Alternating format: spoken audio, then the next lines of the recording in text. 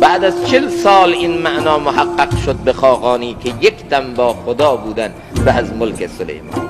به خدا انسان توفیق پیدا بکنه لحظاتی با خدا بگذرونه در طول شبان روز، 5 دقیقه 10 دقیقه با خدا خلوتی، ذکری، دعایی، تلاوتی.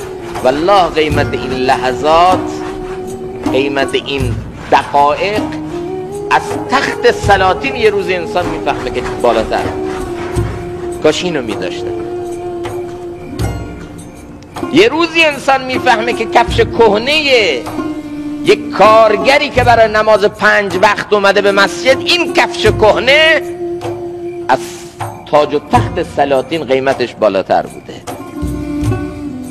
اون روزی که نه دینار و نه درهمیه، اون روزی که همه انسان ها در اون حول و دهشت قیامت محشور میشن، همه میفهمن که قیمت یک الله گفتن چقدره، قیمت یک ربنا، قیمت یک سجده، قیمت یک عشق، قیمت یک آه، قیمت یک بندگی و دقایقی با خدا بودن چقدر.